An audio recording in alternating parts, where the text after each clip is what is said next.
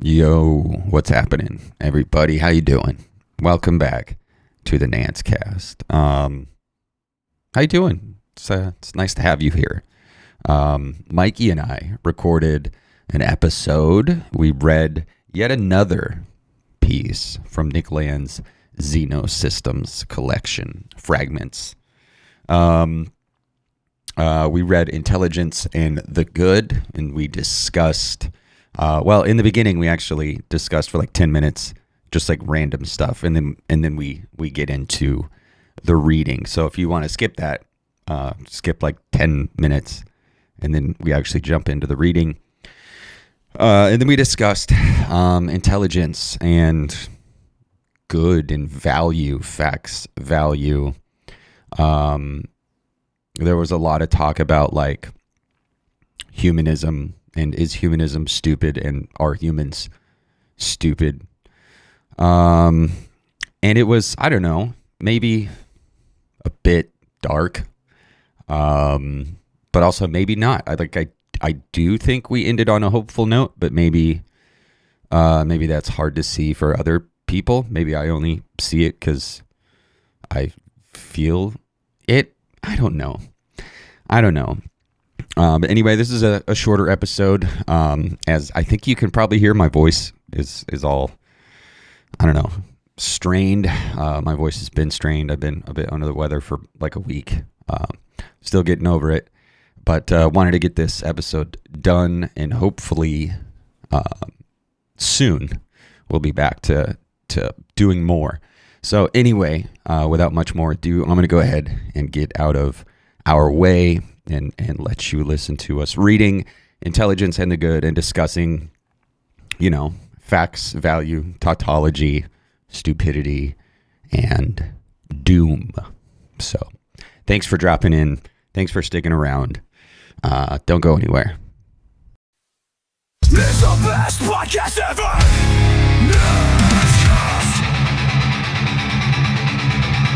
Welcome, you're listening to the Nance.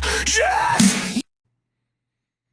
Boom. What the fuck is happening, man? What is up? Chilling, dude. How goes it? Chilling. I told you earlier, I feel like Axl Rose, and I had that thought. Right. Because I heard that song, The Moves Like Jagger, and I was like, oh yeah, Mick Jagger's like a sexy dude, and he was like 70, and people still thought he was sexy. I feel like Axl Rose. I feel fucking chewed up and spat out, dude. Oh man. But I'm chilling, dude. Have some patience. But he's still out there doing it, dude. Like he's I think they're on tour right now.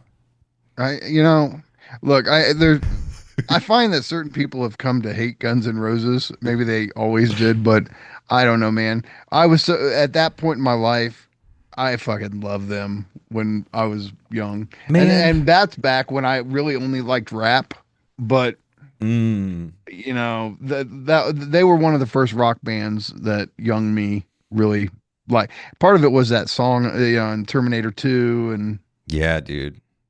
They have a soft spot in my heart. I was watching Stranger Things because the new season's coming soon. So I was rewatching episodes, and it wasn't the newest season with all the Metallica in it. Was it Hit the Lights? Yeah. No, Hit the Lights is the song that I heard last night. It was in season 2 or 3.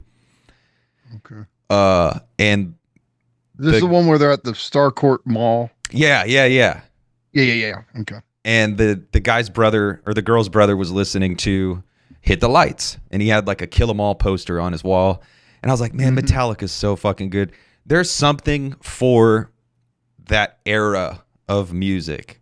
Just all of it's so fucking good. And Bob Seger's so fucking good. Peter Frampton's so fucking good. Like just all of it. Mid 70s through the early 90s, we'll say, rock music was just fucking excellent. All of it. No, I mean, there's these moments in music that just mean more to me. So, of course, 90s hip hop, but then God, basically the 80s, every genre. Yeah, Um, dude, you but can't 60s miss. rock. Yeah, Oh, 60s rock. pop music used to be fucking good too. Dude, dude, I'm a sucker for good pop music. Hell Totally. yeah. I fucking love the Beach Boys, And dude. I fucking love the Beach Beach Boys, Boys. Pet Sounds. Dude. Oh man. I Dude, almost like, and started that's the singing funny Beach thing. Boys. We could do, like, sometime we need to just talk music, Yeah. like, or do music theory or something. We should Uh, do media. Like we should do I episodes know. where we just talk music, movies, literature. Um I've been wanting to do like a science fiction themed something for years. Yeah. But yeah, media, dude.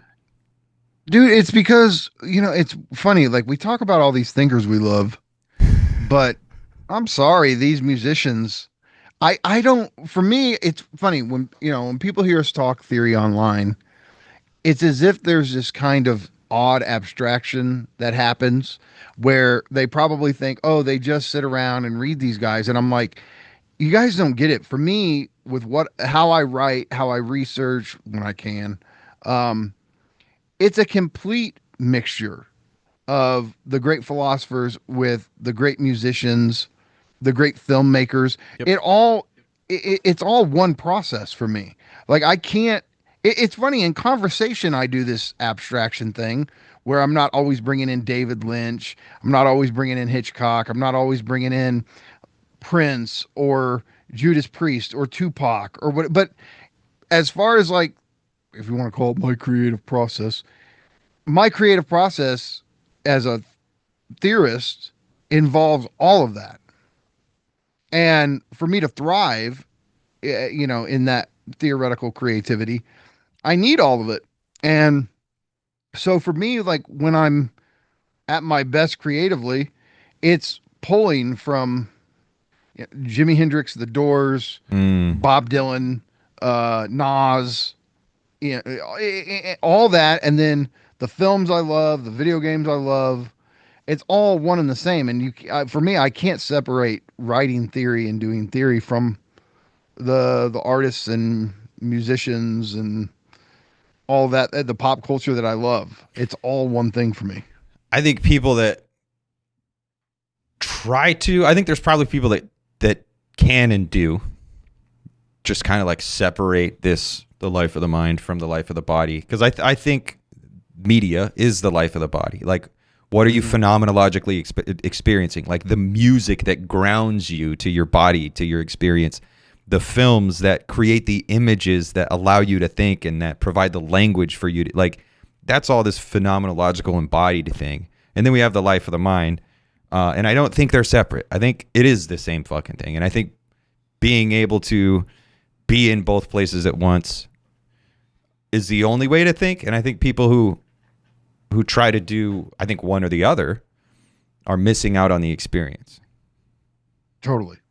Totally. And I mean, but look, I mean, that's why all right, my favorite theorist in the sense of who influences my work the most. It's five. I can Slavoj Žižek, Nick Land, Mark Fisher, Jean Baudrillard, Todd McGowan. Mm. You know what all those guys have in common? They all talk about popular literature and popular movies, and they were all embedded in that. I mean, it's not just, I mean, everybody acts like it's Slavoj, but no, Baudrillard was talking about, I don't like The Matrix because The Matrix gets my films wrong, or gets my theory wrong. In truth, like, Truman's story gets my shit better than The Matrix does. And so, and he was constantly making references to stuff. And I mean, look at Mark Fisher. Yeah. Everything he's doing is about music. Dude, he turned me on to jungle and drum and bass. Like before that, Right. I never And then listened to Nick that Land shit. is just Terminator and Neuromancer and and Todd is, I mean, just a wellspring of pop culture. Yeah. So that's why I gravitate to them. And yeah, there's these other theorists that didn't do that I love, like Deleuze and Heidegger, but the ones that I draw the most inspiration from do all do that. And it's just because that I don't know. I'm on the wavelength with them. I mean, but here's the thing, like in your writing, right? Like I can like you have this influence from Gibson and these guys like it's just a matter of beyond like what you think is true or what your theory of ethics is so much of who your favorite thinkers and favorite artists are is the vibe. Yep. Like Oh yeah, dude. and that's such a huge part of it. Vibey creatures are we. Mm-hmm. And dude, I think I had a horrifying thought. Might have been earlier today, where like guys like Sam Altman and Elon Musk and Mark Zuckerberg, like, what if Schopenhauer and Nietzsche and Hegel, what if they were Elon Musk and Sam Altman and Peter Thiel of their time? And like we're sitting here reading all their work and we're sitting there like thinking, oh yeah, this is great, this is good. But they were just dumbass dorks. And the real brilliant geniuses were working, picking up pig shit or, working at the coal mine or whatever. Mm-hmm. Like, and of course, look, I fucking love Schopenhauer, but he was also a crybaby bitch. But I love him. I really do. And Nietzsche, same thing. Like I think most people love Nietzsche, and people who think they don't like him probably haven't read enough to realize a lot of what they think is like he was at least tapped into it. Not to say, oh, he revolutionized it, but Nietzsche's not as big of a dork as he's made out to be by the people who like him on Reddit, because the people who like him on Reddit do suck. But he was kind of a dork. Like, I don't know. It just horrified me. It was like I saw a future 200 years from now where the last remaining humans were reading Elon Musk's tweets the same way we're reading fucking German idealists and shit, and it was horrifying. But I think it's good. There is. I think it's a good thing that it does seem to be the case that like the rapid pace of media today is causing some kind of a breakdown, and I think a lot of people have it. Maybe they're not. Maybe there is the potential for people to kind of look elsewhere rather than looking to guys like Elon Musk and all these guys to, have deep conversations with real people instead of just trying to like assimilate it by osmosis. I used to have a sticker that I got from a book fair, and it was Garfield, and he had taped a book to his head, and he said, "I'm reading by osmosis." Like, that is the intelligentsia of today. No one actually reads anything anymore. You just think like, oh, well, Sam Altman said this, so that must mean it's true. Or Elon Musk said this, so that must mean it's true. They did all the work for us. They read all those books. I just have to listen to them. And for me, it's not. And I mean, I was lucky at one point in my life to be able to do this, but it's really living with a thinker for an extended period of time.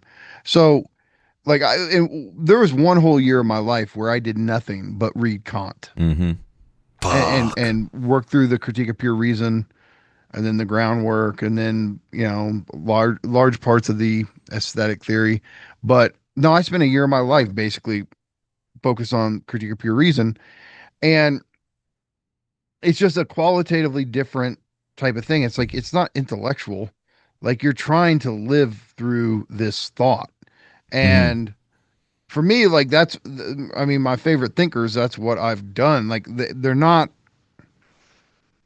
abstract. They're almost like ghosts that just constantly are with me and are constantly pointing shit out. And it's like it's a weird kind of virtual conversation you're having with them. And yeah, it's just it just is a whole different thing than just being like some uh intellectual exercise. Some fetishized, like they're fucking roommates, for good or bad. Yeah. I like that. I don't know how to say the word, but imago. It's imago or imago. Mm-hmm. Yeah. The Imago. The Imago, yeah.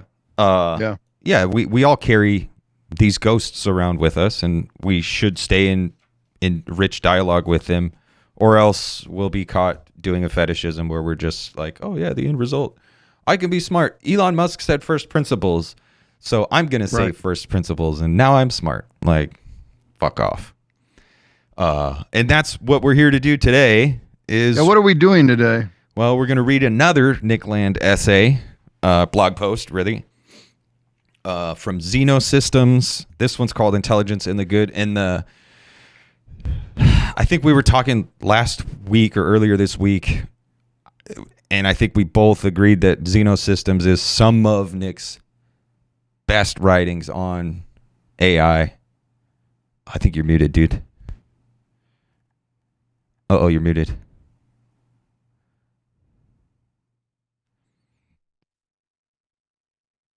Nope. Unless it's on my end. No, it's not on my end. Hey, now you're back. Am I back? Yeah, now you're back. Okay. Okay. I don't know what's going on. Okay, so it has grown on me. Especially, but I should say what part, because There's there's also different some. chapters here. Yeah. We love this chapter 3 on, it's called Outsideness.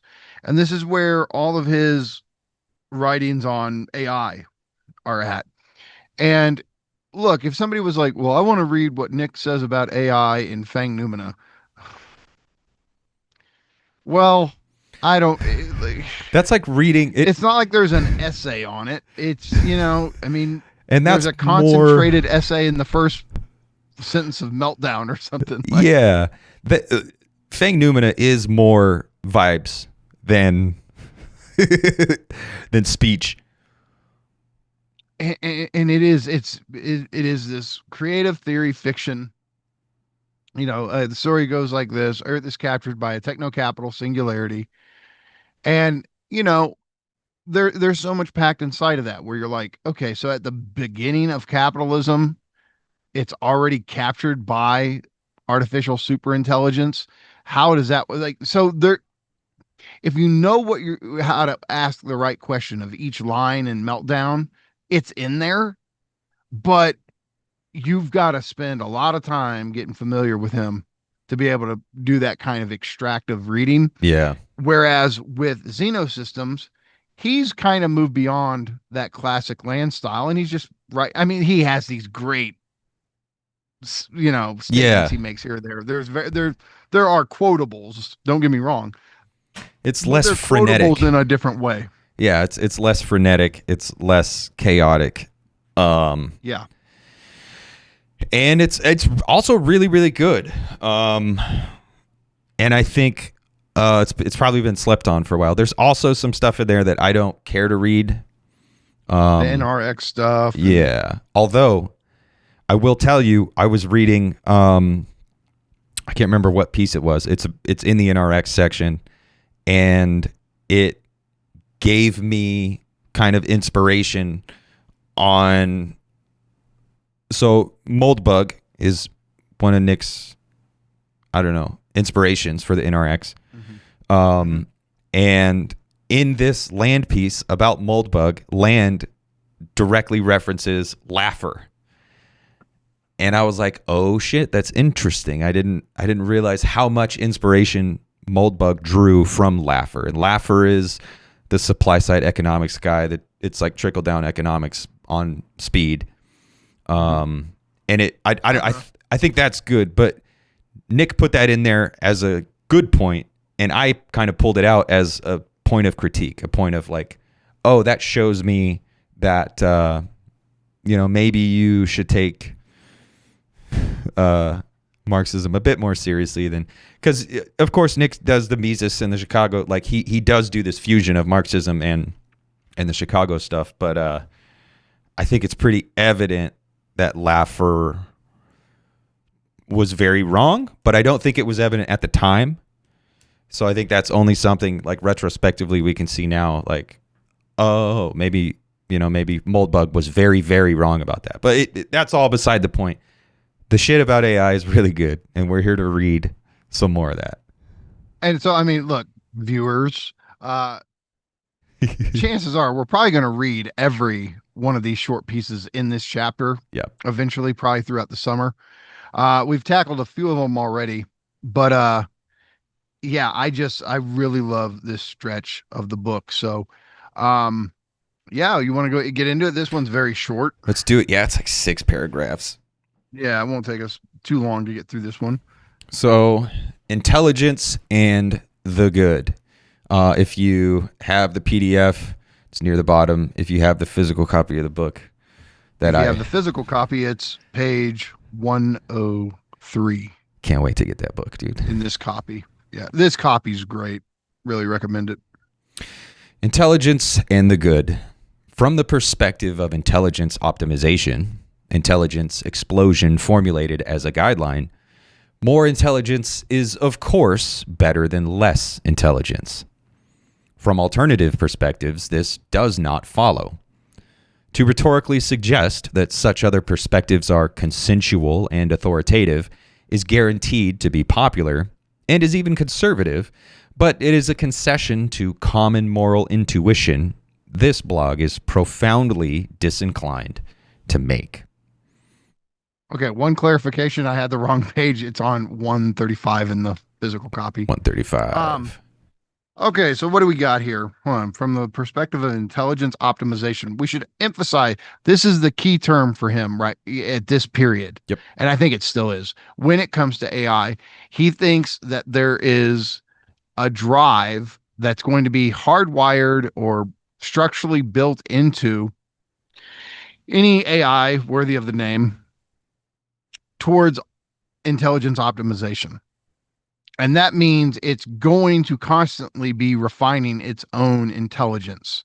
And so it's going to constantly be crossing thresholds that give it greater ability to navigate different situations in different ways and come up with creative responses. And so that's kind of his core. I mean, he thinks different things about AI, but his core thing is that there is a built-in Alejandro drive. Steve Alejandro is the AI theorist who came up with this idea of basic AI drives. And Nick just is like, okay. He almost pulls a Schopenhauerian move where for Kant, there's space and time, and then the 12 categories of pure understanding. Whereas Schopenhauer's like, yeah, we probably can get by with just space, time, and causality. Yeah. And so he kind of does a reduction. And Nick is similar here. He's like, yeah, I see what Alejandro is doing with these 6 or 7 AI drives, whatever it is. But really, we can probably just say there's one core drive, and that's optimization drive. Yeah. And Well, I think that's Yeah. that's kind of predicated going back to when we read what is intelligence. I think that like that's predicated on this idea that intelligence is that which you know resists entropy, that which can create more local extropy. And so from there he predicates this view that, well, if a system is intelligent, it has this mechanism that allows it to resist entropy or create local extropy, and I don't even know if it would have to be conscious as such, but like intelligence is that which does this, and in order to continue doing this, you want to get better at it, more optimized at it. well, and intelligence optimization would probably be definable. I don't want to put words in Nick's mouth, but something like in this case, the ability to refine,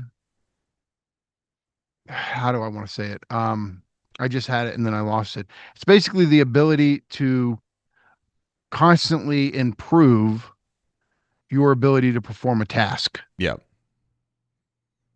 So And it's see, like, there's preparation. a way that we can talk about how, an air conditioning unit is intelligent in cybernetic terms. Yep. But to make it really intelligent, wouldn't it have to be able to have some built-in mechanism that would improve its ability, even if it's slowly but surely, to better air condition Yeah. to change to optimize the climate? And air conditioning units as we know them, do not have some self-refining capability. A And recursive so self-improvement loop. recursive self-improvement. And that's where intelligence comes into play in a cyber positive way. Intelligence has to be, when we say optimization, I think cyber positivity is baked into that word Mm-hmm. implicitly. Mm-hmm. It's the ability to repetitiously perform a task, but with greater efficiency at it. Yeah. So, to rhetorically suggest that such other perspectives are consensual and authoritative is guaranteed to be popular and is even conservative, but is a concession to moral intuition. This blog is profoundly disinclined to make. So, what's his point there? Um. And I should say, I don't know if yours has it. Mine has common moral intuition. Oh yeah, I skipped a word. I sure Okay. did.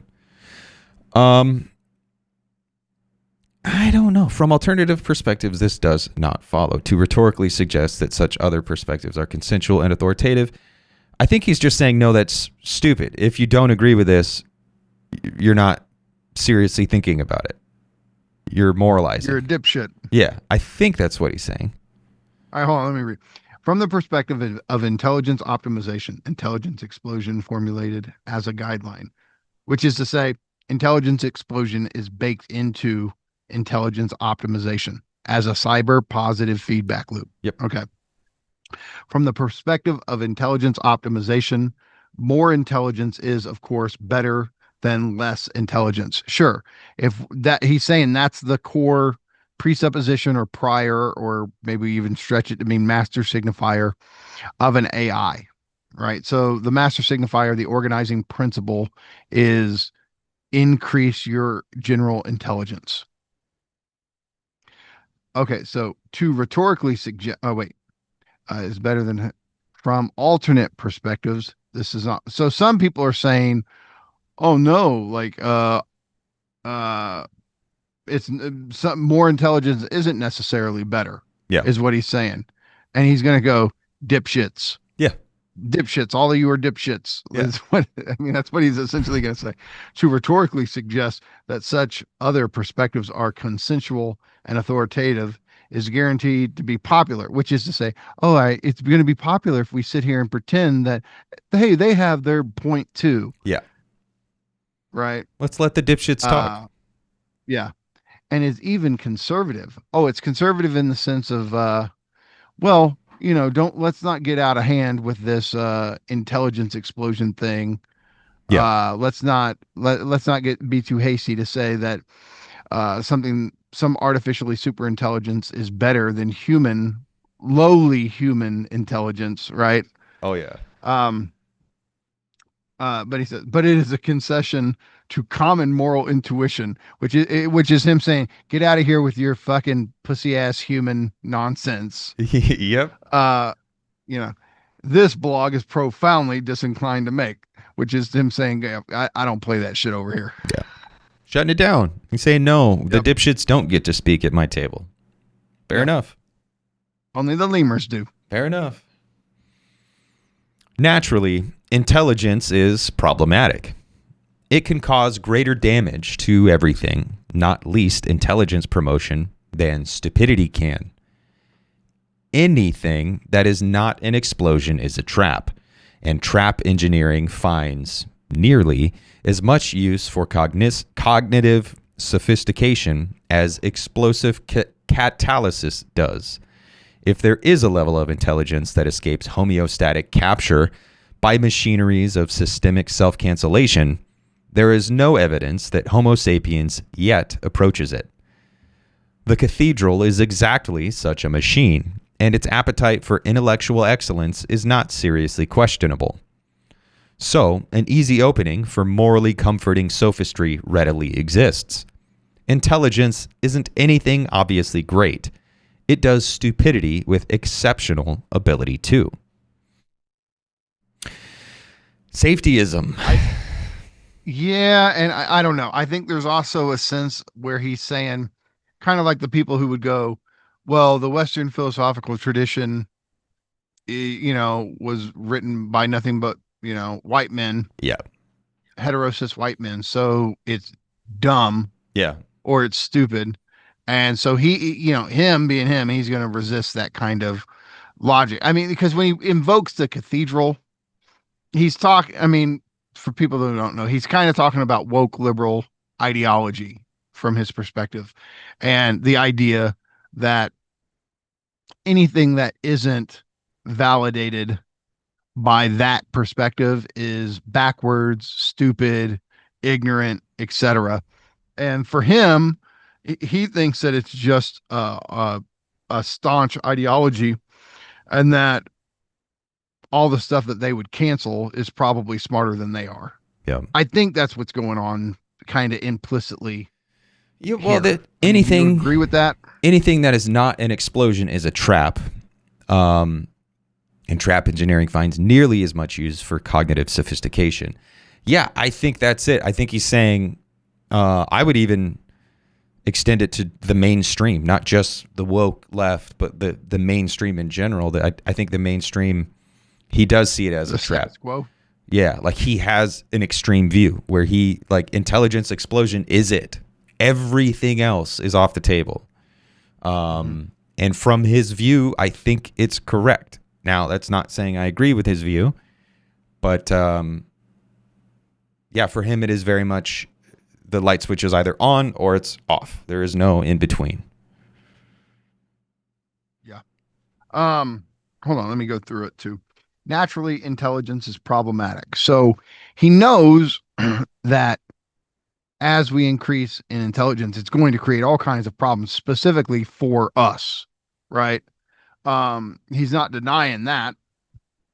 It can cause greater damage to everything, not least intelligence promotion, than stupidity can. So, okay, he doesn't flesh that out.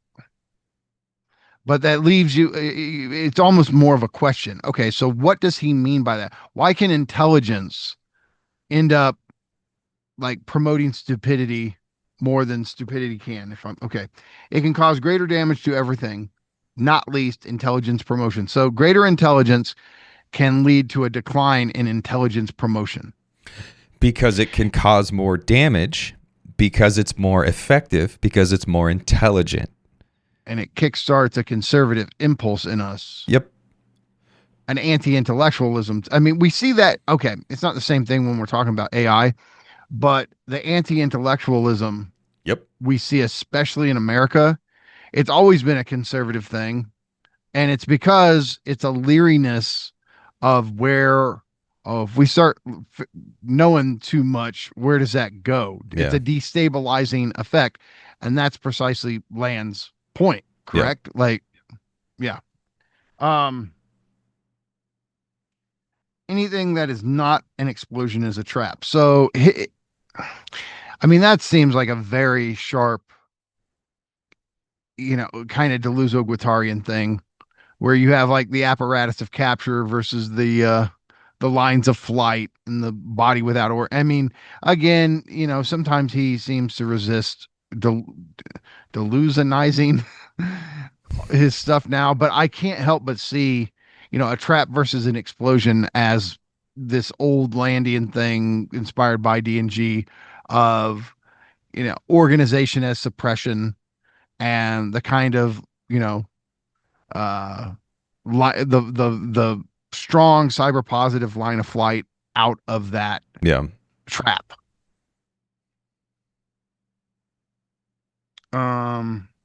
That does not call anything that is not an explosion is a trap, and a trap finds nearly as much use for cognitive sophistication as explosive catalyst.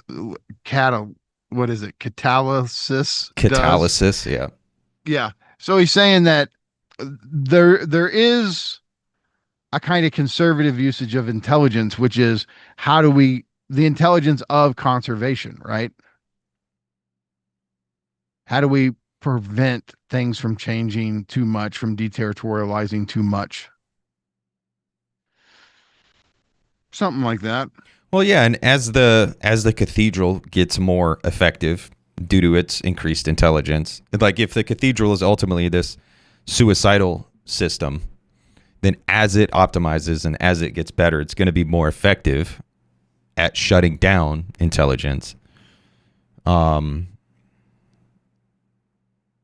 then, and then the intelligence explosion is what resists. And I think for him, he's saying that intelligence explosion is not on the side of the human. So Right. When he says, if there is a level of intelligence that escapes homeostatic capture by machineries of systematic self-cancellation, there is no evidence that Homo sapiens yet approaches it. So whatever this radical extreme intelligence optimization that he's talking about, he's saying it's not going to be on the side of Homo sapiens. Yeah. Or at least there's no evidence. Yes. And so the cathedral, which is going to be, even though for him it's some kind of liberal leftist woke thing, you can extend it. I mean, the humanity itself is a kind of cathedral. Yeah. For him. Yeah. It's a protective apparatus that is seeking to establish a certain, universal status quo, something along those lines. Yeah. And the cathedral is exactly such a machine, and its appetite for intellectual excellence is not seriously questionable. So an easy opening for morally comforting sophistry readily exists. Intelligence isn't anything obviously great. It does stupidity with exceptional ability too. And that's that conservative move to say, as we grow in power and efficacy and effectiveness, we become more dangerous and we might blow ourselves up. Oh, like the view of guys like Sam Altman and all the AI guys right now, they want to just go, pedal to the metal. They say the only way out of the crises we're trapped in. Yeah. The only way out of our current crises is through this artificial superintelligence. Like that's their stance. And the cathedral kind of bandies back by saying, well, hold on, we should be careful. And that's the safetyism. And I don't know, like it's an open discussion. It is true we have terrifying abilities, but it's also true there could be terrific potentials. Yeah.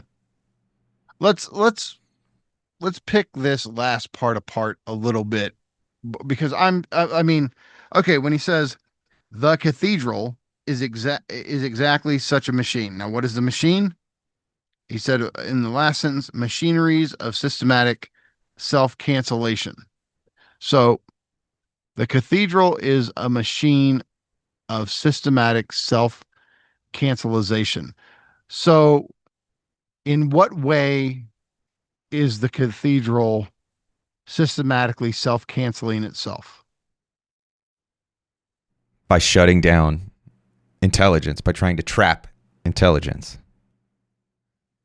Because the whole point of the cathedral is to be a center of intelligence promotion. Mm-hmm. That's what the university system is supposed to be. Yeah.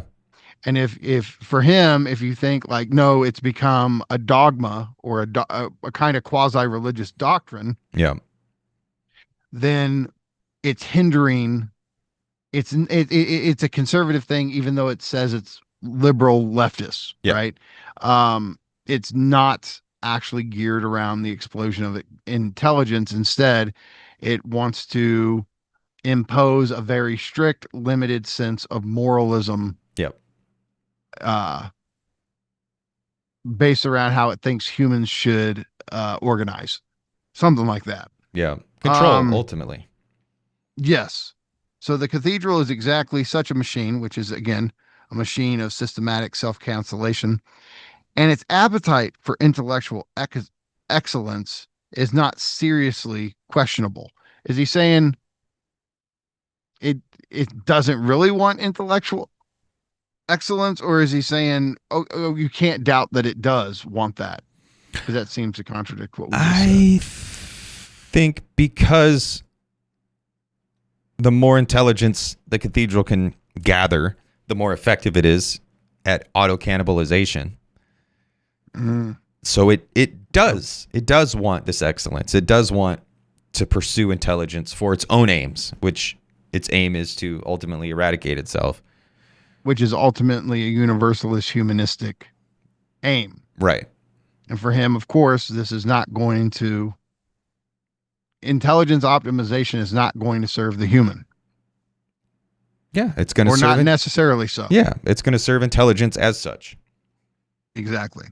So an easy opening for morally comforting sophistry readily exists. Okay, first off, so that obviously, that's a dig at the liberal left. Yeah. Oh yeah. The morally comforting sophistry.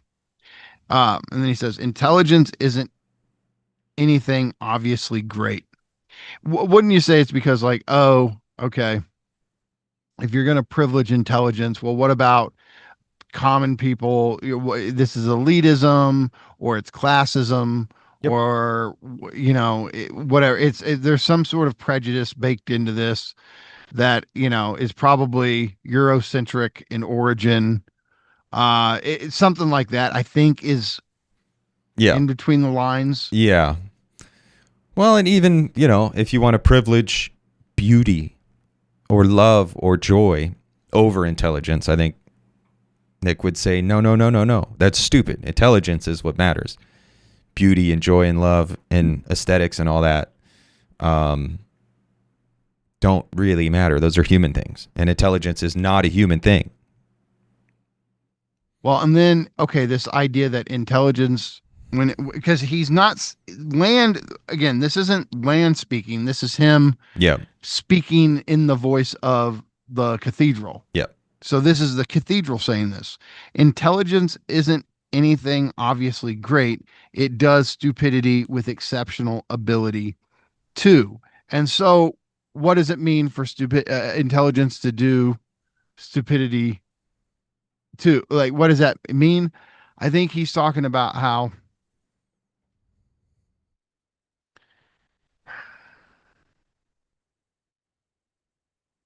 if you're the War. cathedral and you're sitting there saying intelligence is actually can really be stupid, isn't it some sort of, I mean, like, I know the Zizekian thing would be something like people who are incredibly smart still fall victim for ideological fantasies that scapegoat the other and Yeah. all this kind of stuff, right? But I mean, I'm not saying Land has that in his mind. Um, but the question is, okay, in what way does the cathedral think intelligence can be stupid too? Um, is it because it disregards the other, because it thinks it's better, intrinsically better than the other? Yeah. I think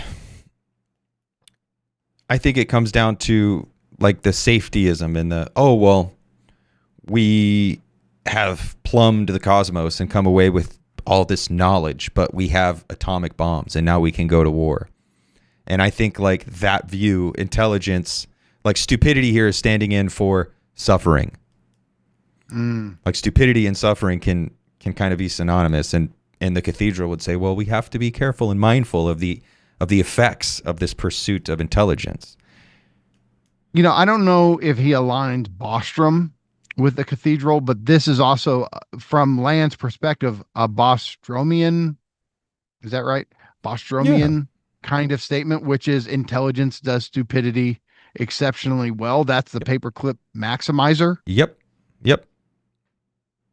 And so, like, there's nothing intrinsically good about heightened intelligence because it doesn't understand final causes, final goals, the big picture, its effect on others, how it could cause suffering. It doesn't seem to grasp any of that. It just has this instrumental ability to refine its technological capability Yeah. without regard for how it affects others. Maybe that's baked in. I just feel like that statement, based on how we've covered what Land thinks about the orthogonality thesis, it, I don't know, there's something that resonates with me Yeah. in this about orthogonality.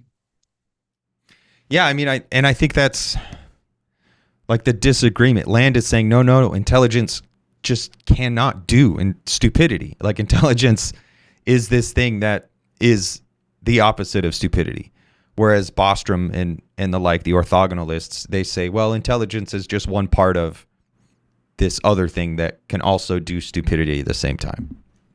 Yeah, if we want to invert it, the Landian statement is intelligence is obviously great. Yeah. Yeah. Yeah, that's it. Okay. Well, I mean, I think we've kind of gotten at what he's getting at there. Yeah. I think, yeah, he's saying intelligence is good. If you disagree, fuck off. You're a dummy. And Go sit over there with Bostrom. I put Yeah. you in the corner. Yeah. You and Baby and Bostrom are over in the corner for me. Yeah. Get the fuck out of my face with that shit. And then he's saying, like, the reason this matters is because the world we live in today is a trap. And I am concerned with the explosion. I am concerned with escape.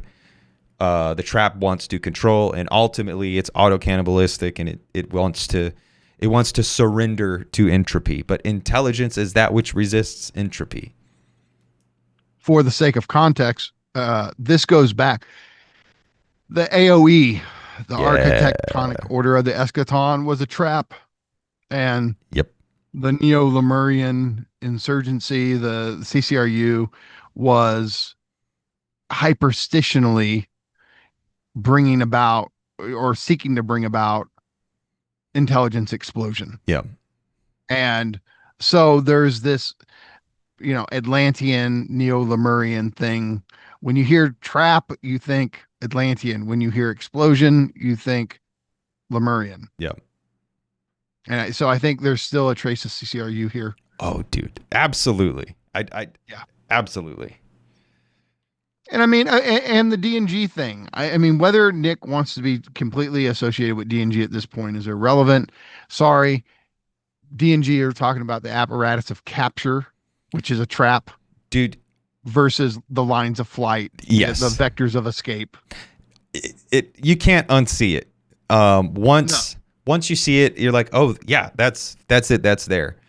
I think he just doesn't want to be held to every, like, that's it. Okay. Like, don't act like I agree with Deleuze on everything. Well, he clearly doesn't, but he doesn't want, yeah, he didn't back then. Exactly. But he doesn't want people to get the wrong idea. And I respect that, but also fair enough. Yeah. I can't unsee it. Like, no, it is there. The words are there. Yeah, I just see territorialization versus deterritorialization. I can't help it. Yeah. Intelligence is its own line of flight. And there it is. And the diagonal is the direction in which it moves. That's good. Biological evolution already evidences a deep suspicion of unchained abstract cognition, assembling brains only with the greatest reluctance. Societies follow the genetic lead. No coincidence that synthetic intelligence is now firmly established as the ultimate X risk. It's scary, really, and makes everyone uneasy. That's without there yet having been very much of it. Okay. There's a lot packed inside this. So biological evolution already evidences a deep suspicion of unchained abstract cognition. I think biology is conservative in a way. Yeah. Wouldn't it be wonderful to see a Boltzmann brain floating in deep space? I mean, it would, but so far we only have evidence from our subjective perspective of embodied cognition that happens in a brain. But there's nothing necessary about intelligence as such that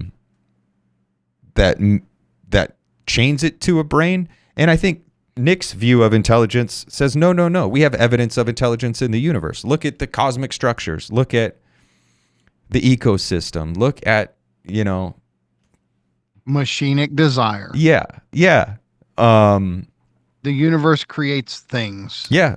And again, and he seems very good at it. From his view, he is consistent. Like he takes it down this regressive chain, and it is consistent. So, okay. Biological evolution already evidences a deep suspicion of unchained abstract cognition. And it is true. I mean, look at all the things on this planet that have brains, but they don't seem inclined to unchained abstract cognition. Right. Right. Assembling brains only with the greatest reluctance. Societies follow the genetic lead. Now, what is the genetic lead? To be reluctant to unchained abstract cognition, AI. To be precious with your resources. I mean, he talks about that all the time, about how much useless energy is kind of tied up in the human body, and like, no, we'll never make it off planet Earth. We're too wasteful. Which he doesn't. This that's the trace of the Bataillean Yep. influence there. Yep. So no coincidence that synthetic intelligence is now firmly established as the ultimate X risk. That's pretty super AI, super intelligence is considered the fundamental risk, the Yeah. X risk. Yep. Especially to everything biological. Yep. I almost wish I could grab that quote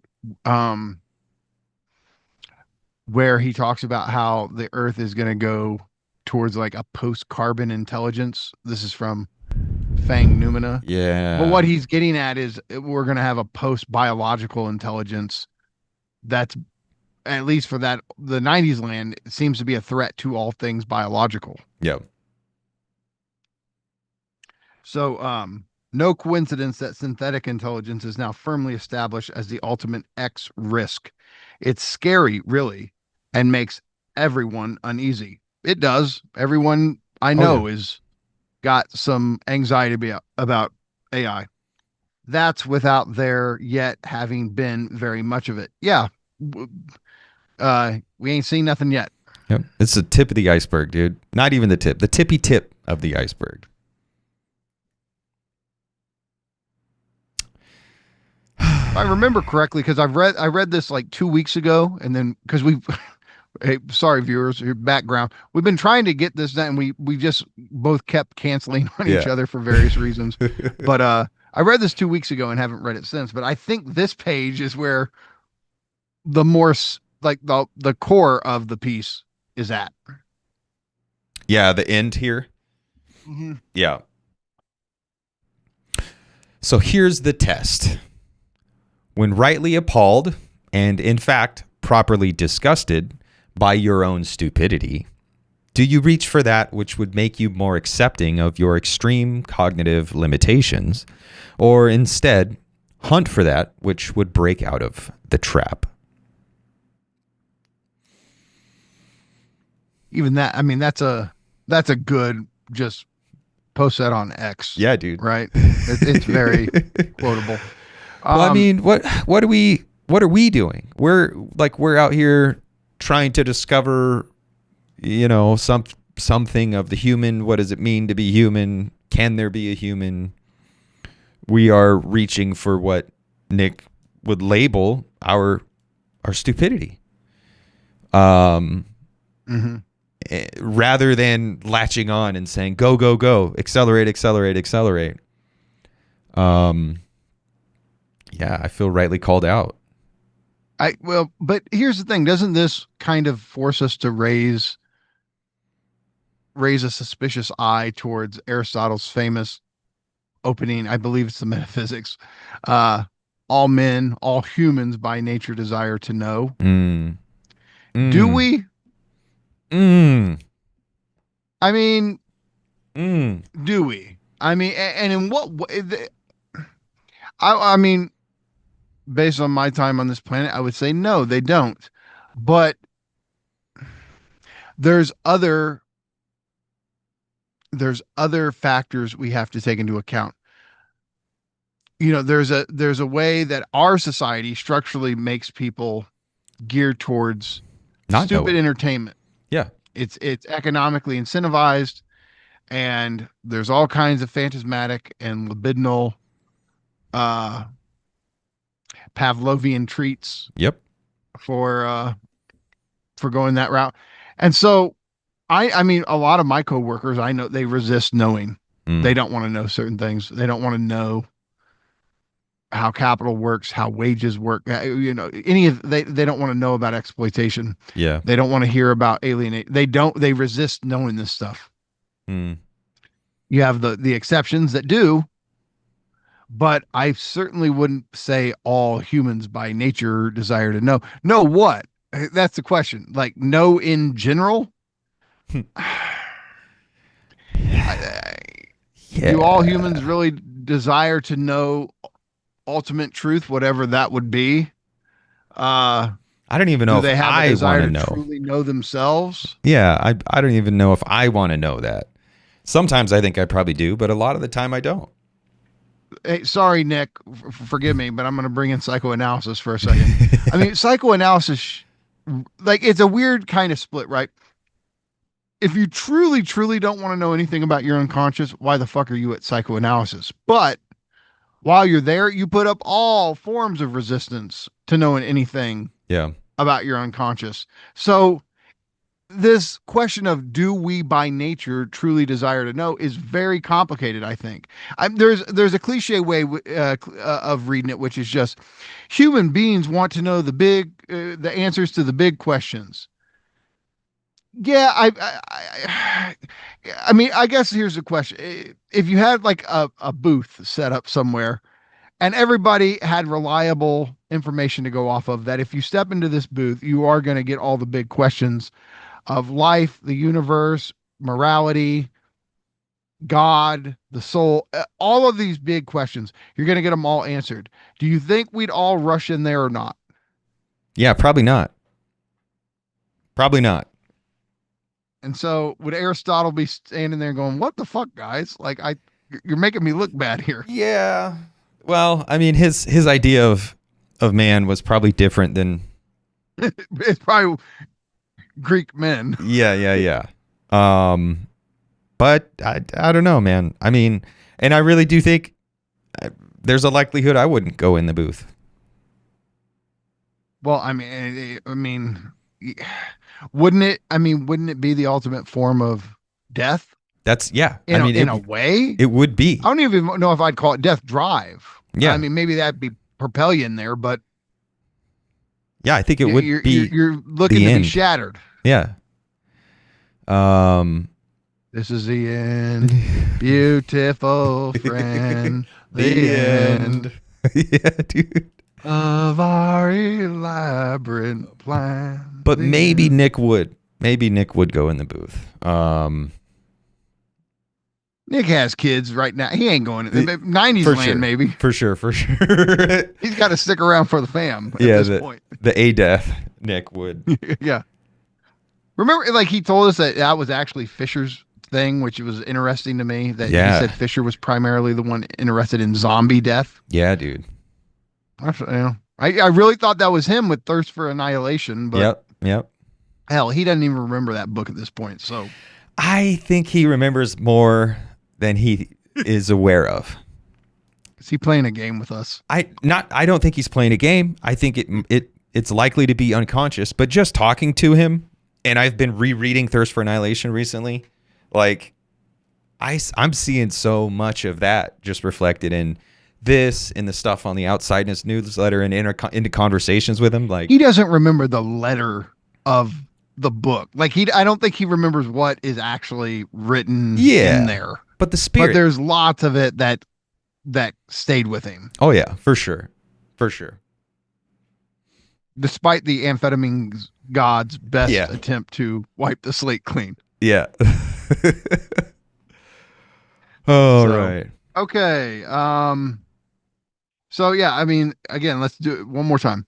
When rightly appalled and in fact properly disgusted by your own stupidity, do you? That's a good I don't line know. too. That's just funny. Do you reach for what, or do you reach for that which would make you more accepting of your extreme cognitive limitations? Do you reach for that which makes you embrace your stupidity? Or instead, hunt for that which would break out of the trap? Do people, when they're faced with their stupidity, do they want to escape it or do they want to double down on it? I mean, I find that a lot of people want to double down on it. we And assuage. and again, people go, "Oh, you're the theorist, so you're being an elitist asshole." No, I No. just find a stubborn resistance. And here's the thing: I know I have my priors, I know I have my presuppositions, but I'm sorry. One thing I can say as somebody who's lived and breathed philosophy for all of his adult life, I'm not as rigid when it comes to my priors. At least under most circumstances, you could sit here and attack my priors intellectually, and I'm not gonna throw a hysterical fit. Yeah. Um, Now, if I'm in a lived situation, yeah, because I'm not operating in theory mode. But most people don't know what theory mode is. Right. They don't know what bracketing presuppositions means. Um, you tell the average person, can you just go along with the idea that there's nothing moral intrinsic to anything? And yeah, for, you know, social pragmatics, you can't walk around killing people, but it's not really wrong. No, they're gonna go, what the fuck are you doing? And it's like, it's an intellectual exercise. You're trying to test out core presuppositions. It's not an injunction to go hurt people. Yeah. It's a thought thing. But no, they resist that kind of shit because the idea of groundless grounds, that their most fundamental priors. I'm sorry, that's why Socrates drank. Here, drink up, bud. Yeah. No, I think it like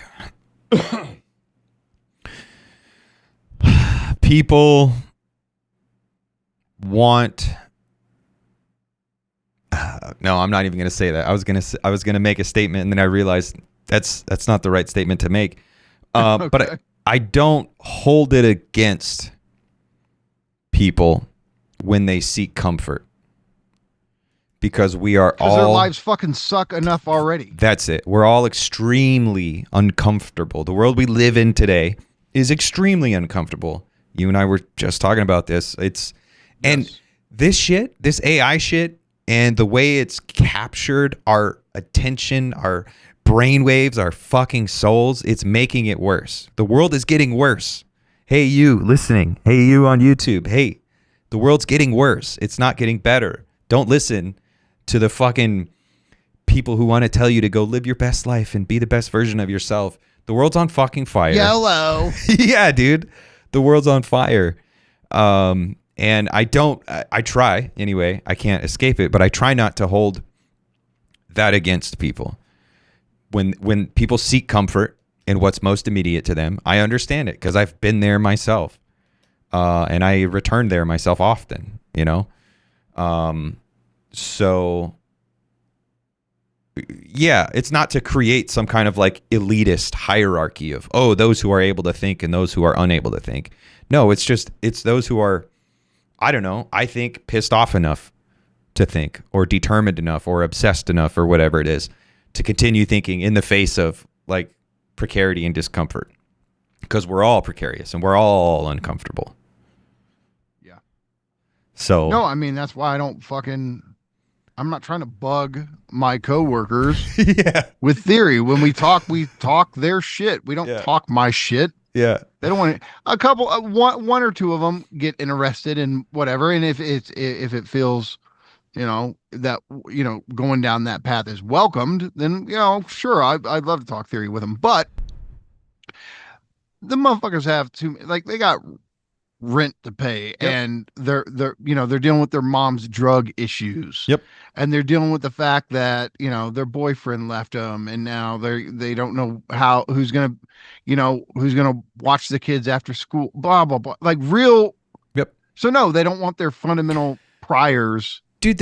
under a surgical process. Like the dudes I skate with, the dudes I hang out with, my friends, like when we do get into deeper conversations, it's more along the lines of like, oh yeah, you just got to have faith in something. You got to have faith in something bigger than yourself. Or, we talk about, sacred geometry. And I'm like, yeah, that's interesting, but it's also bullshit. But I don't do the well, you're wrong about that. Like, I will hear them out and say, Hey, yeah. bro, don't you know there's no unbarred big other? Yeah, dude. You got to participate in that stuff too, because it is helpful to me and them. It's also helpful to me being stuck in home reading books and thinking and being trapped. It is also itself uncomfortable. We're not trying to do the thing where we're like, we are the smart guys. No, we're not the smart guys. We're trying to maybe hope that maybe someday we can have smart people. Maybe, hopefully, if it's not too late. But no, I think it is true. We reach for the sedative in general. The general tendency of people is we assuage our fear, we assuage our discomfort, because we're all like wounded animals on the side of the fucking road. You can't blame us, but Nick does.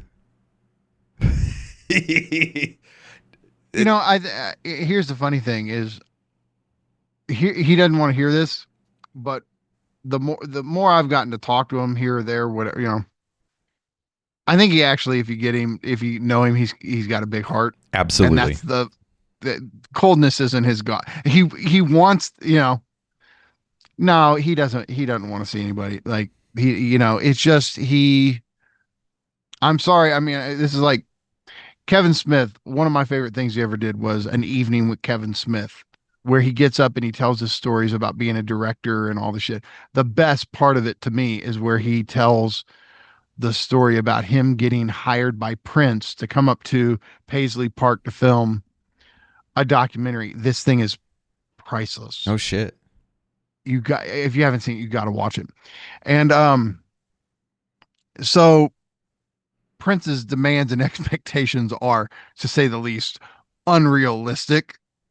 And so Kevin is talking to Prince's manager about it, and she's like, he's not trying to be an asshole. It's just that he's been living in Prince world for quite some time now.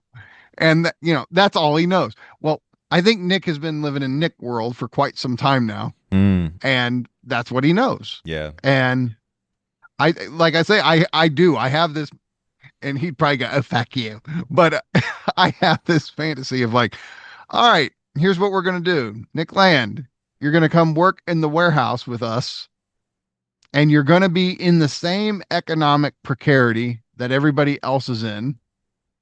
And you have to do this for an entire year. I think he would be going, fuck this capital AI shit. Get me the fuck out of here. Yeah. No, I do think he's much more than the caricature that he's sometimes made out to be. I've had to come to realize that he's not the Nick Land meme, right? That I kind of had him characterized as for a long time.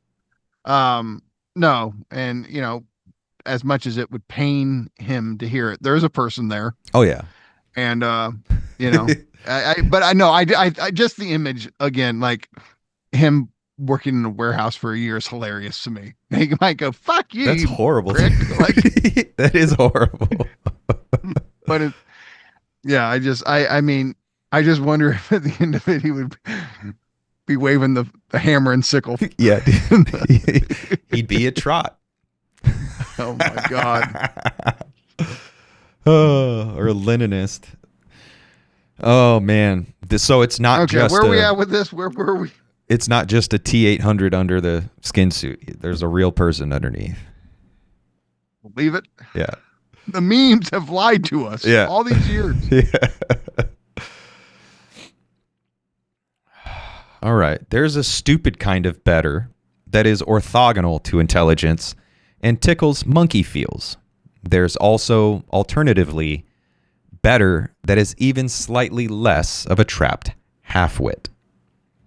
What's better is the human anthropomorphic intelligence that understands value.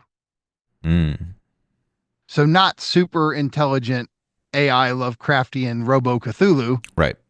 But the intelligence that's capable of navigating the is-ought distinction. Yep. Recognizing the integrity of the other, blah, blah, blah, blah, blah. And of course he's kind of poo-pooing that, right? There's a stupid kind of better, which is just the human better. Yep. Uh, that is orthogonal. That is to say, that presupposes that there's this distinction between facts and values, or um, instrumental capability and final ends, Yep. right? Something like that. There's a stupid kind of better, the human, that is orthogonal to intelligence and tickles monkey feels. We're the monkeys here. Yep. That makes us feel emotionally validated, Yep. right? So we think our form of intelligence, even if there's this radical Lovecraftian Robo Cthulhu super intelligence one day, we're gonna go, we're still smarter than it because we have empathy. Yeah. Yep. We have love. We have love, right? And we're cute. Yep. So and tickles monkey monkey feels is just funny. There's also alternatively better that is even slightly less of a trapped half-wit. He's saying that's the Landian concept of intel, or am I misreading that? There's also alternatively better that is even slightly less of a trapped half-wit. What's he referencing there? I don't know. It's either, I don't think he's saying this alternative better is the opposite of the monkey feels better. I think he's saying But there's there's something slightly less dumb than that to him. yeah, and that maybe that's still under kind of what is acceptable, but that has like, well, that would be the guys like Sam Altman and Elon Musk. That would be the guys who say go go go. So even the contemporary accelerationist isn't. EAC, Yeah, Mark yeah, Andreessen, and yeah, exactly. They're like that okay. is better, and it does disregard the monkey feels to an extent because it just says go go go, but it's still not intelligence as such. It's still us. It's still the precondition for escape. Okay. Yeah.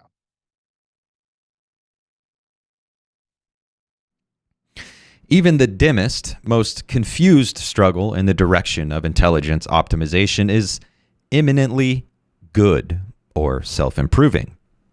If it wasn't, we might as well all give up now. Contradistinctively, even the most highly functional human intellect in the service of an instupidation machine is a vile thing. Okay, what do we got there? He's saying even if something is remotely geared towards intelligence optimization, it's a good thing. Yes. That is the primary, and in fact, the only from his perspective, or from this perspective of intelligence optimization being it's tautological, but that doesn't mean it's bad. Like, it is consistent. Okay. If it wasn't, we might as well all give up now. Which is to say, why are we striving for anything whatsoever Yep. if we're not striving for some increase in intelligence? Well, and that I think Just give up. that's him just saying if we don't believe we can escape entropy or resist entropy, then give up now. Yeah. Because Okay. ultimately entropy is coming for you, and the only thing that makes it out is intelligence. The only thing that makes it out of any future, be it near, far, or imaginary or virtual, Is enhanced intelligence. yeah. And if you aren't on team intelligence, then you're fighting a losing battle. And to go back to the Okay, thirst I for like that. annihilation, the battle's not worth fighting. And if there's no hope in winning, well, stop playing. Stop fighting now. And remember, this is a weird thing because we typically think about intelligence as completely separate. This is a different orthogonality thesis, I think. We think of intelligence as separate from matter. But Land's whole point early on, when Yep. he's emphasizing base matter, he's emphasizing it because base matter is that which escapes. So you have to form this fundamental to understand early land and how we get from early land to later land. Intelligence just becomes the new name of matter Ultimately. for him. Yep. Because honestly, even with super in super intelligent AIs, they're rooted in matter. It's matter is doing that. They're not completely free floating spirits. They have hardware, they have physical components, and without the physicality, there is no code. Yeah. There is no self-refining augmentation at the digital level. So matter is intelligence. Intelligence is matter. And so you have to, really forge this connection in your mind. And it really helps make sense of the consistency I see in early land to later land. Yeah. Yeah. Hold on. So he says, contradistinctively, even the most highly functional human lect in the service of an instupidation machine is a vile thing. Now, what's he saying there? So even Kant is vile. Even Descartes is vile. Even Socrates is vile. Because they're all serving the instupidation machine. They're all serving the AOE. Mm-hmm. I like it. Being dim animals, roughly as dim as is consistent with the existence of technological civilization, there's plenty of room for water muddying in all of this. The water is certainly being vigorously muddied. That's interesting. So, yeah, what are you thinking? Is he leaving wiggle room for himself there? Being dim animals, roughly as dim as is consistent with the existence of technological civilization. So he's saying, like, we are stupid. Even if we think we're smart, even if we look around and see all the wonders, we're still stupid because we can't help but cling to our bodies and our monkey feels. We're stupid. But then he's saying, because we're stupid, there's plenty of room for water muddying. Is that him leaving himself wiggle room, or is that, I don't know.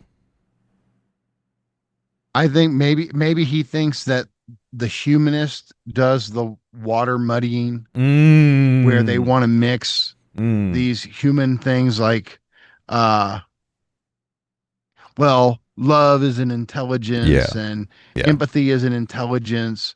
And so I think the mud in that water is the human, and he's the one who's trying to demud the water, I think.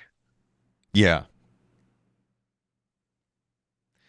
So that's him kind of doubling down on ultimately, Kant is vile. Ultimately, he's like, even the great pillars of human intellect are not going to be anything. I mean, it's like comparing the smartest ant to us. Yeah. I think that's what's going on here. We have to, from Land's view, we have to onboard this perspective that intelligence is separate from the human. That intelligence is that which escapes. And we aren't. And so, that makes more sense. That's why I was like, it sounds like he's trying to leave wiggle room for himself, and that's not characteristic. And look, I mean, to make it a little bit more consistent, we have to realize that his lofty powers, the lemurs, are super intelligences. Yeah.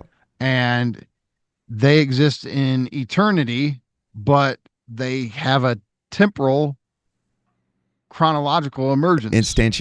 Emergence, yeah. Yeah.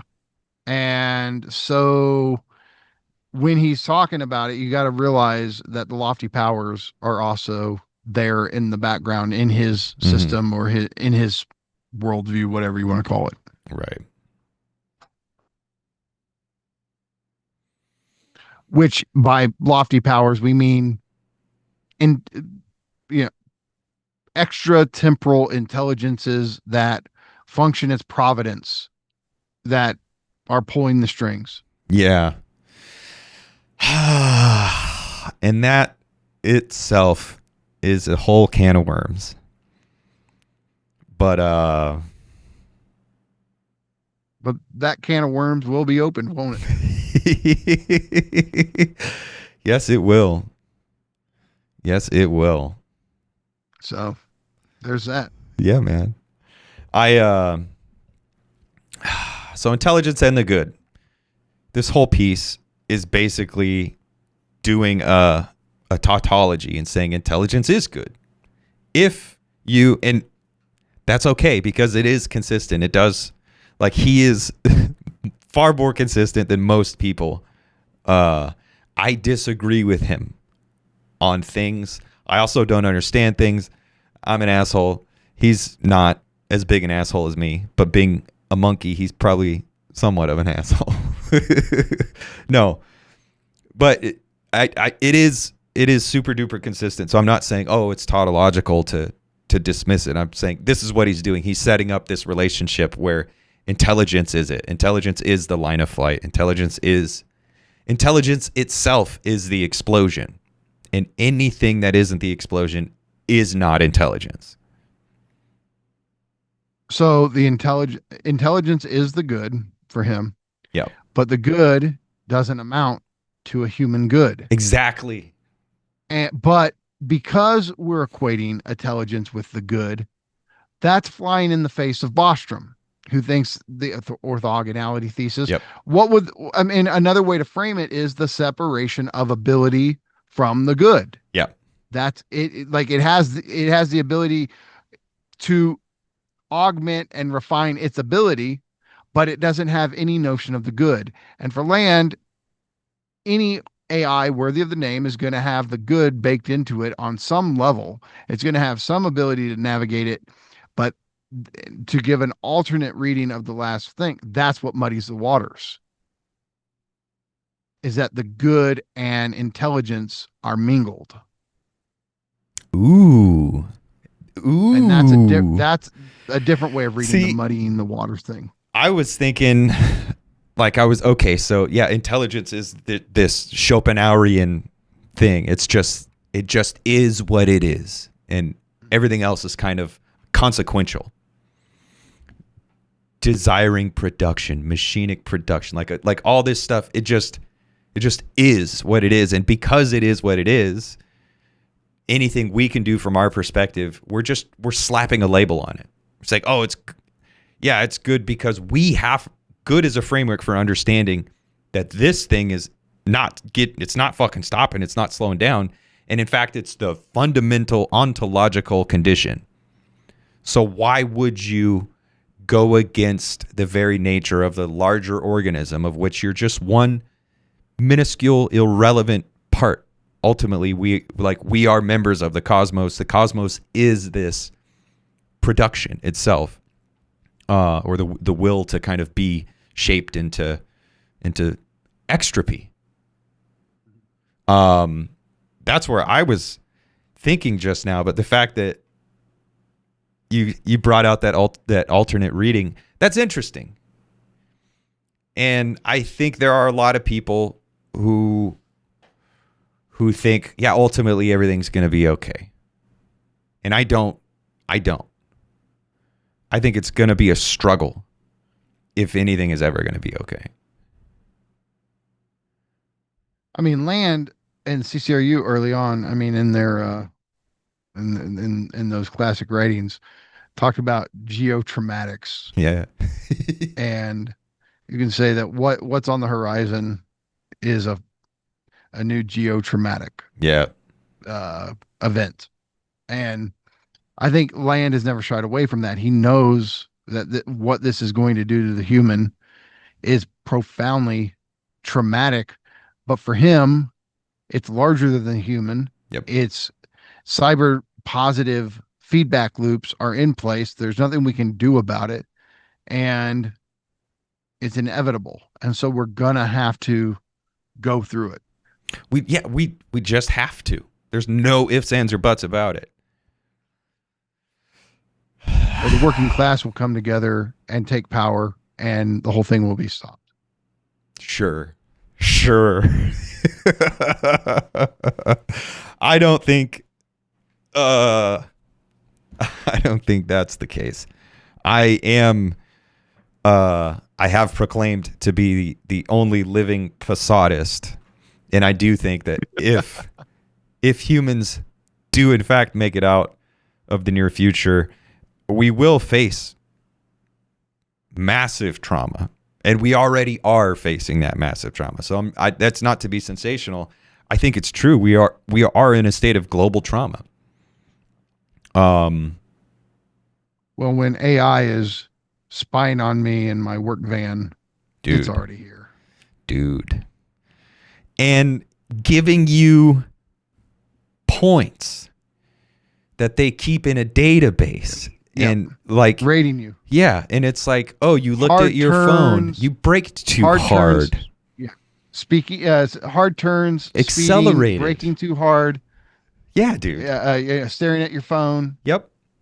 And like these simple things are now having deleterious effects on your life and livelihood. Like if you rack up too many points, never mind the fact that you're an expert at this task. Like doing the type of work you do, it's a very embodied thing.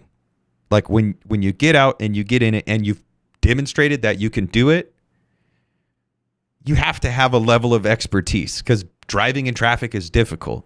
Every day you drive the same roads and they're different every day because cars are different, and like it's an expert thing. But the database is like, oh, you got too many points, you're gonna get laid off. You're a driver for 5 years. You have no tickets. You have no accidents. But now AI says you suck. Yeah. And now the company says, oh, well, you suck. I'm sorry. I'm electric spy.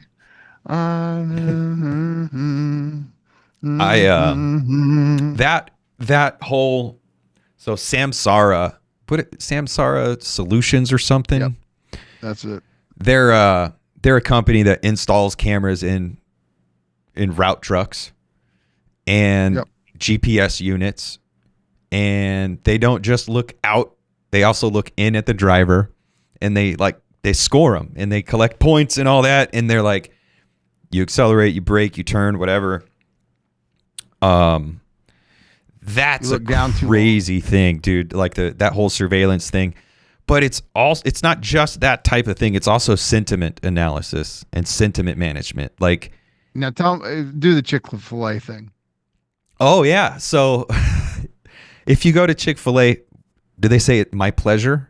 That's their little catchphrase. Yeah. If the employee doesn't say that like a certain number of times, like 3 or 5 times or whatever, in a certain day or week or whatever, it's actually a disciplinary write-up.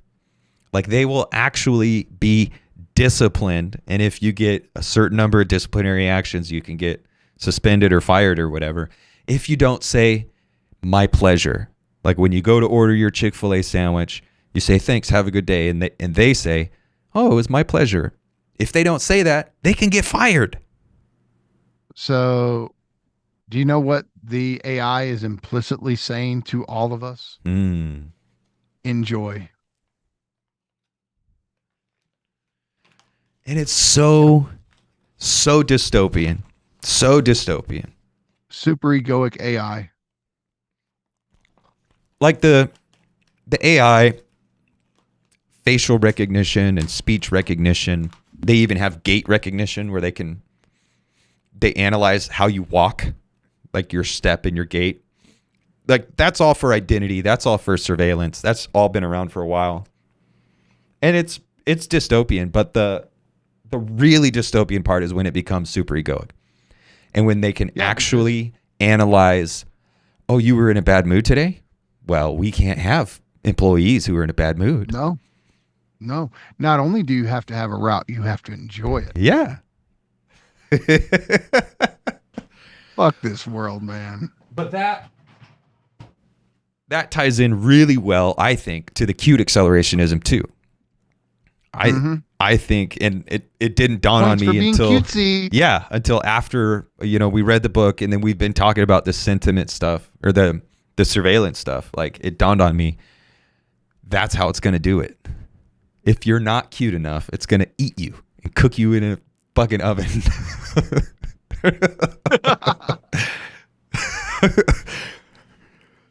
Oh man, we're cooked. Dude, I know. We're so fucked. I could probably perform it for a week Before you explode. Yeah, and then I would just say, "Fuck it, dude. I give up. I can't do this." Me too. I know. But it's coming, and this. Would you say that that's stupid technology, or would you say that that is assisting the intelligence explosion? Because ultimately, what it's doing is it's getting control of us. So it's making us docile.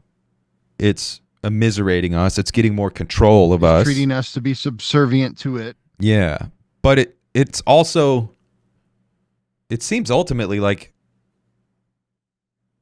there could be cute accelerationism, where it's like, oh, if you're just cute and you have, it's like 1984. If you follow all the rules, then you're allowed to keep living. Yeah, but the question is like, right.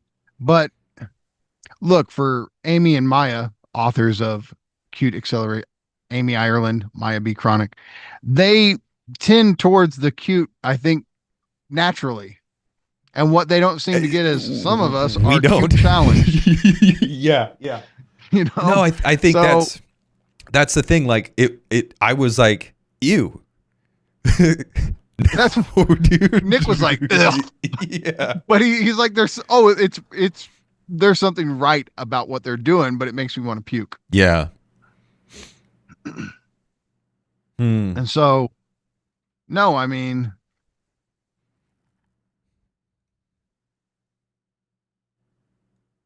get cute or get fucked. Yeah. And not in the good way. Yeah, yeah, normally getting cute would means you get precede fucked, getting fucked in the good way. But not in this case. Yeah. Now it's an either or. Yeah. Oh man. So, well, hey, I'm glad we got to do this one. Yeah.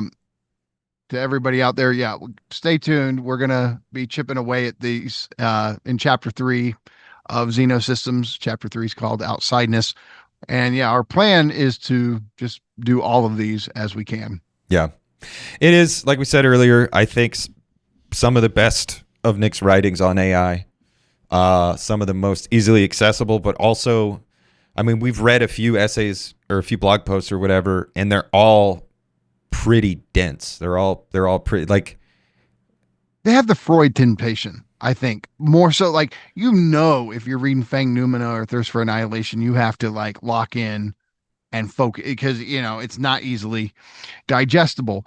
These have the illusion of being easily intelligible. Yes. But look how much unpacking, and we're still not sure about everything. Yeah. A couple of these sentences could go differently, and so this is what we're trying to do. Like, if you read this, you got to remind yourself to like McGowan's advice on reading Freud. Don't read this quickly and think you have it. Yeah.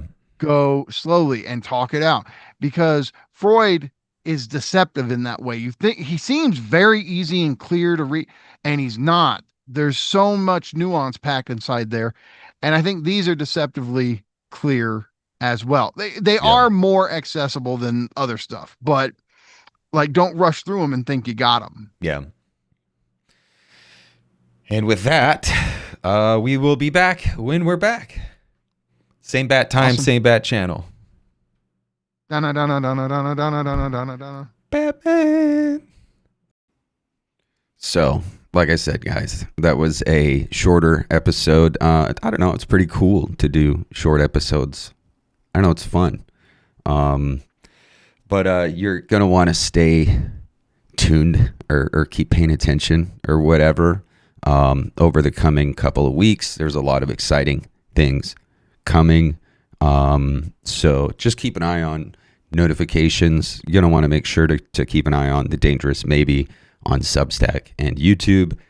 Just keep your eyes peeled because there's some exciting things coming your way, and all that. So anyway, it's Friday. Well, it's Friday when this is releasing. It's not Friday whenever you're watching this, unless you're watching it when it releases, which some people will. But I'm sure this video will live on. So it's not Friday. But for those of you for whom it is Friday, have a good weekend. For those of you for whom it's not Friday, whatever. You know, hope you have a good day or evening or whatever. But anyway, yeah. Thanks for watching. We'll see you on the next one.